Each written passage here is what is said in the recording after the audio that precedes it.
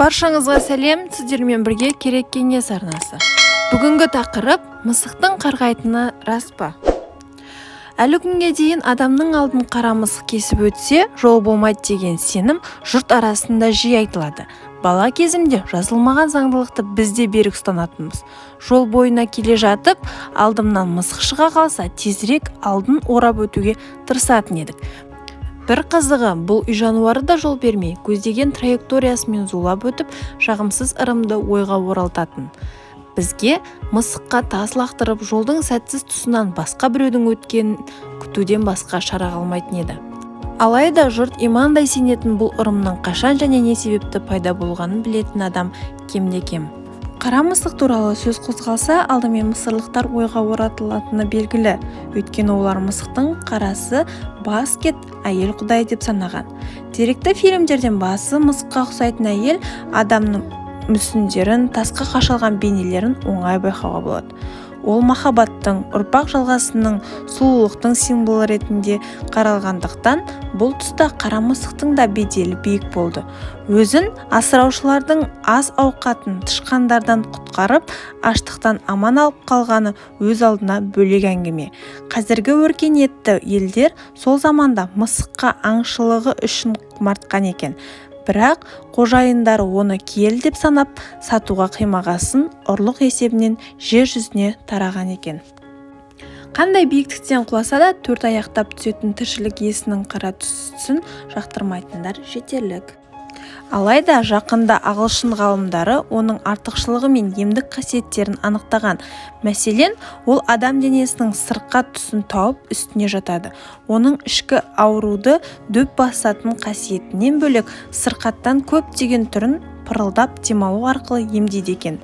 Зерттеушілердің айтуынша, мысық сынған сүйектің тезірек қалпына келуіне және жүйке жүйесін, жүрек қан тамырлары ауруларын, гастритті емдеуге көп көмектеседі екен. Оны үйде ұстаған адамның арақ құмарлық пен нашақорлыққа деген тәуелділігі төмендейді дегенде тұжырым бар. Ислам дінінде пайғамбар Аллахтың игілігі мен сәлемі болсын, мысықты жақсы көріп арқасынан сипаған туралы естіген боларсыз. Себебі ол айналасын таза ұстайтын саналы жануарлардың бірі. Мешітке кіруге рұқсат берілгендігі де содан болса керек. Анас ибн Маликтен біреу мысық жайында сұрағанда оған былай деген екен: бірде Алла елшісімен бірге Бухтани жеріне жолға шықтым. Пайғамбарымыз маған дәрет алатын су дайындауымды тапсырды.